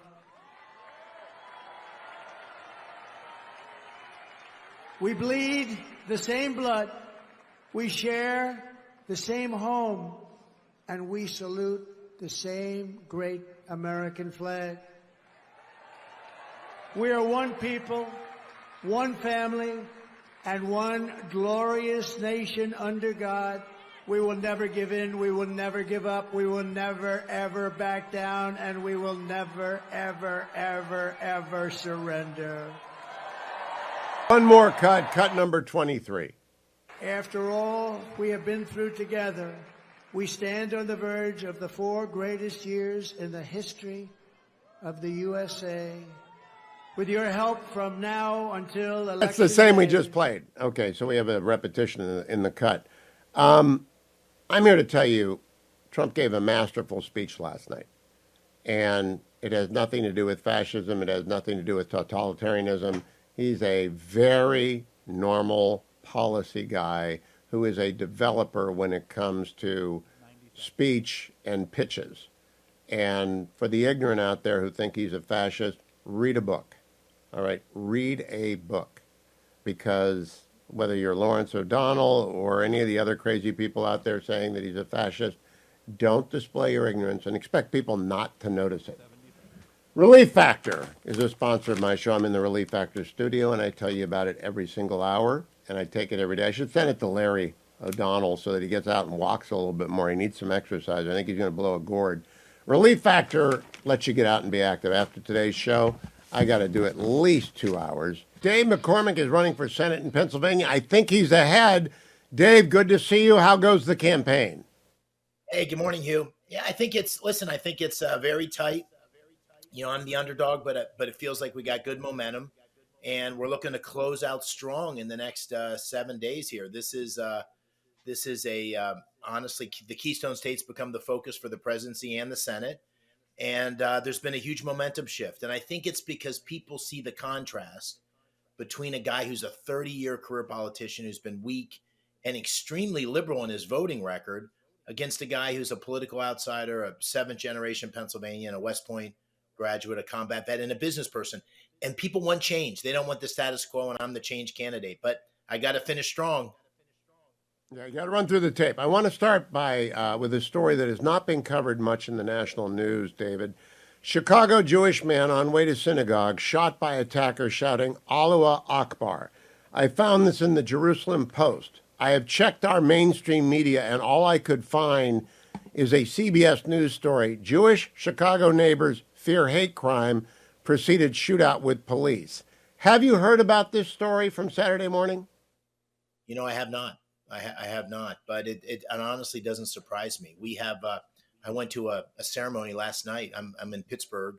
I live in Squirrel Hill. I went to a Tree of Life commemorations. It's been 6 years since the Tree of Life massacre here in Pittsburgh, and sadly, the political violence on Jews in the United States, the anti-Semitism, is at a level, Hugh, where you and I would have never imagined we'd be at this point. The hate that we see on our nation's campuses, the protesting back to Israel, back to Poland, from the river to the sea. I had a young man who works for me as a volunteer in my campaign, University of Pittsburgh student, who was literally attacked when he walked past the demonstrators because he was holding a Jewish and American flag and a McCormick shirt on his back.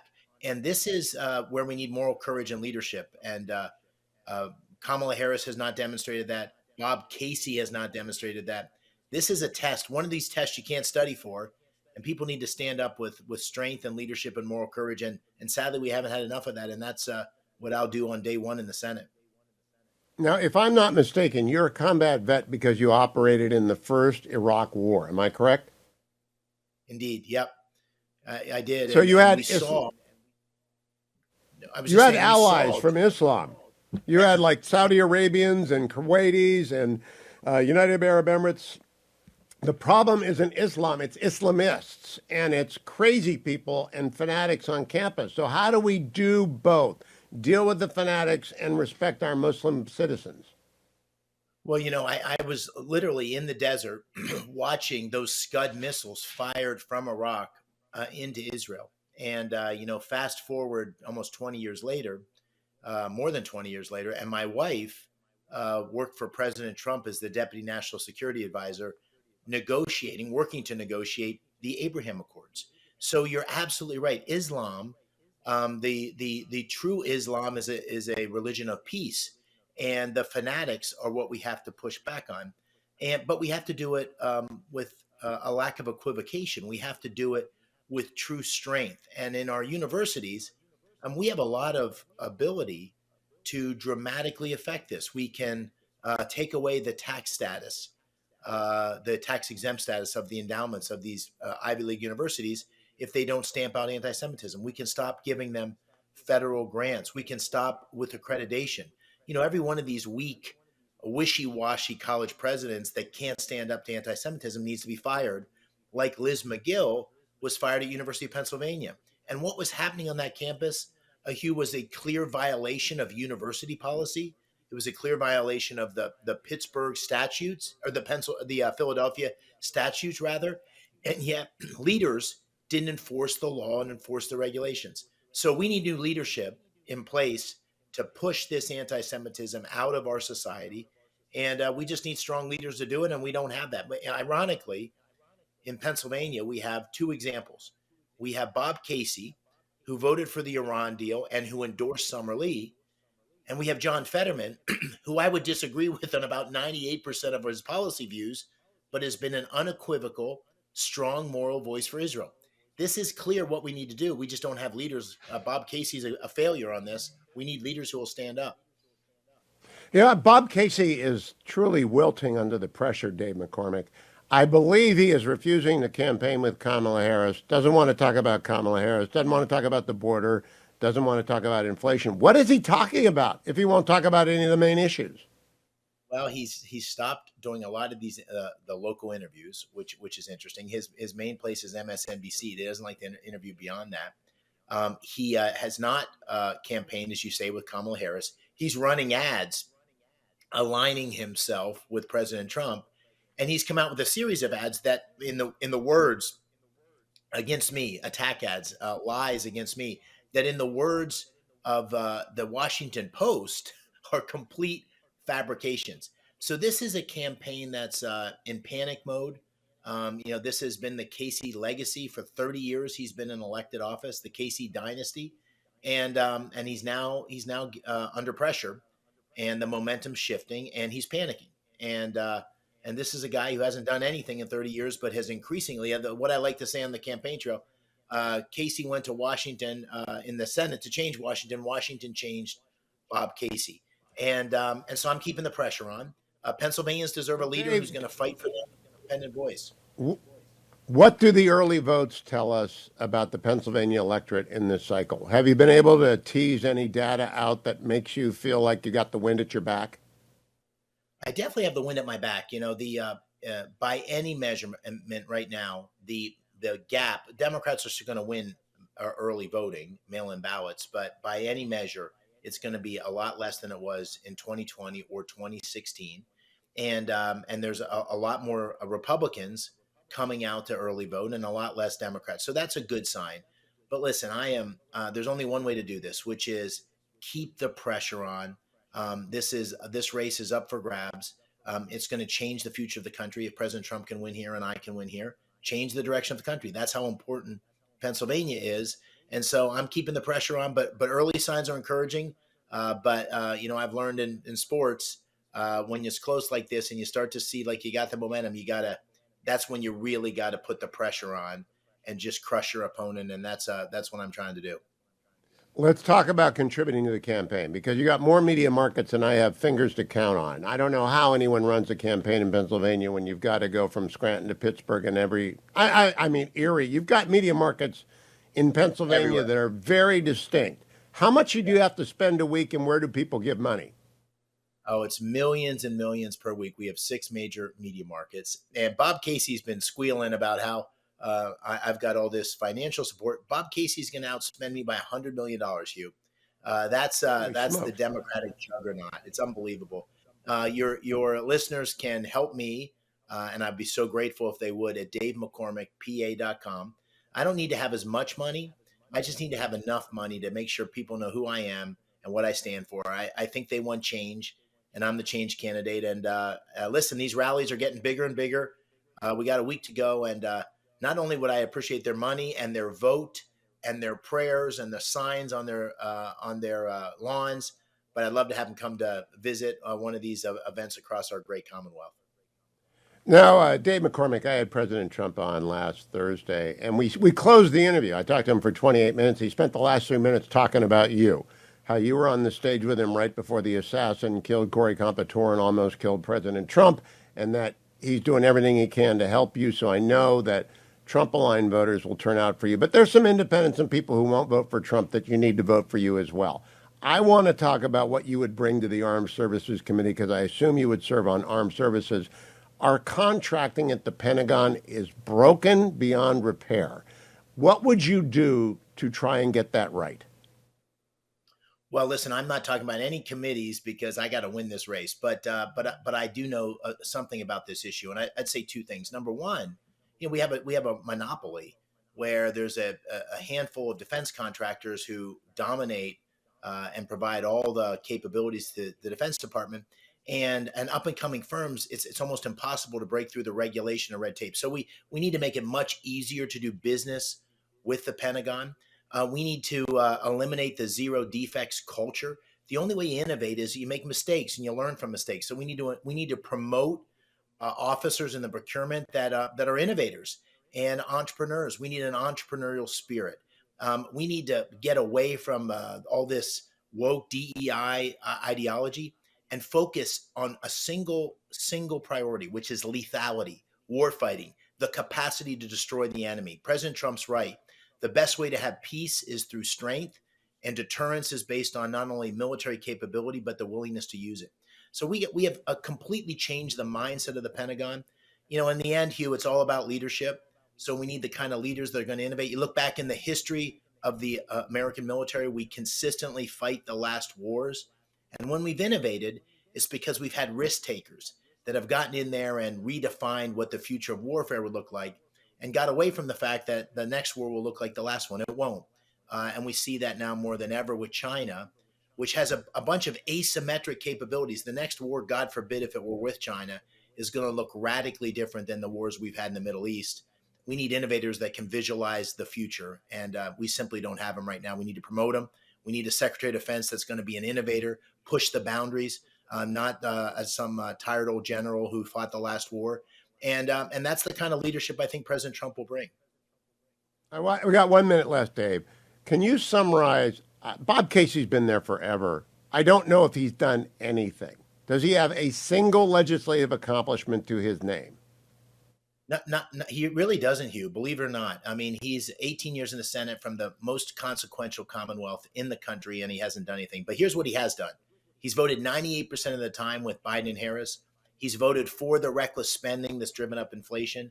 He's voted for sanctuary cities. He's voted against funding for the Border Patrol. He's voted for defunding the police. He's voted for males competing in women's sports. This guy, this all may work in San Francisco. I'm not sure. It doesn't work in Pennsylvania. And he is out of touch. He is not the guy Pennsylvanians elected 30 years ago when the Macarena was the number one song on the charts. He's a very different senator. And I think Pennsylvanians are starting to figure that out. And that's why I think I'm going to win. Well, even though you're a Steelers fan, the Browns did help the Steelers yesterday by beating the Ravens. I want to say, people, get out there and help Dave McCormick, PA.com. That's his website, DaveMcCormickPA.com. Thank you, Dave. I hope when we next talk, I call you Senator-elect. Be well. Sure. Thank you, Hugh. I believe the most radical candidate nominated by Democrats for any office in the United States is Ruben Gallegos in Arizona. He's running against my next guest, Carrie Lake, for the United States Senate. Good morning, Carrie. Welcome back. I believe I'm correct. Does anything contradict my assessment of Ruben as being the most radical Democrat on the ballot anywhere? You're exactly right. And, he's the most radical guy in Congress that no one's ever heard of. And he used that to his benefit because no one had heard him. He didn't have the name recognition of an AOC or somebody like that. He was able to, in this race, just pour money into trying to reinvent himself and passing himself off as a moderate. The only problem is he's got a 10-year voting record that's to the left of the squad and to the left of AOC and to the left of Bernie and Elizabeth Warren. So we're working hard to expose that, and I think we've done a really good job. Our internal polling shows that we're up a little bit in this race, but it's going to be a turn out the vote race, and we got to get every single voter to get out and vote in this election here in Arizona. And so far, so good. We've got a 7-point advantage, almost a 6.8-point advantage in registration over the Democrats. So we're feeling really good, and everywhere we go, huge crowds, tons of energy, and everyone's saying they're voting early, which we believe is the key to winning. Now, Carrie Lake, I know former President Trump has been out on the stump with you. I know former Governor Doug Ducey has been out on the stump with you. Pretty much everybody I know in Arizona has been out on the stump with you. You brought the party together. What does the early voting show you? The early voting shows that Republicans and conservatives are getting the message that we can't wait until the bitter end and show up to vote. We've seen problems in past elections, and we just don't want to have it where we're in the last hours of voting and we've got problems. So we're voting early. It's been a huge turnout. We're surpassing in most counties the Democrats, usually we're way behind in early voting because people on the Republican Party vote day of. So we're feeling really good about that, and we're getting massive crowds wherever we go. This is an energy unlike what we saw in 2020 and even 2022 when we had lots of great energy. There's a little bit more of an urgency with this energy. People in Arizona feel like if we do not win this race, we will never be able to secure our borders. We will watch as our police are defunded. We'll watch as our children continue to be indoctrinated, and we'll be seeing the end of this great republic. So I think there's an urgency in the voters' minds right now, and they're acting on that. They're contacting friends, and they're getting them out to vote. And we're all over the state. We've got 8 days to go. We're not going to lay off the gas. We're going to keep moving forward, and we feel good about it. Ruben Gallego is an open borders guy. He's voted every single step of the way to keep the borders open, worked against President Trump when he was trying to build the border wall and secure the border, voted to impeach President Trump twice. He's voted to have our kids get sex change operations behind their parents' back, and refused to sign off on a military pay raise for our men and women in military unless the military were to agree to give them sex changes. I mean, to pay for He is, I think, objectively, the most radical Democrat running. Now, Carrie, it's expensive. Phoenix may be the third most expensive media market in the United States. I'm not sure if it's third or fourth. People can donate at carrielake.com. Are the small donors coming through? I think we're number 2 in small donors behind President Trump. We are small donors. We are real people, and I'm so proud of that. But again, we're up against a guy who has spent $100 million against us. He's got Soros money and all of the usual suspects, and that Act Blue scheme is working in his favor. So, we appreciate all the donations. We really want the votes. And anybody, if you can make a $5 or $10 donation, it helps out to help us get more ads on the air to describe who this opponent is, because they really don't know him here in Arizona, even though he's been a congressman for 10 years.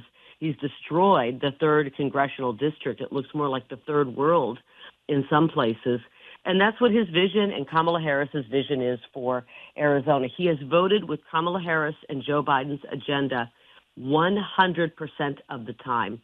He's against the Trump tax cuts. He will vote to increase our taxes come January. He will vote to keep the border open. And he's already voted for all of these people who have come here across our border illegally to not only get asylum, but to give them voting rights, which we know is what the Democrats have had in their plans for a long time. Because frankly, quick question for you. My friend Ambassador Robert O'Brien, probably the highest ranking member of the LDS in the last cycle. Sometimes Latter-day Saints turn out in big numbers, sometimes they don't. How are you doing with the Mormon population in Arizona?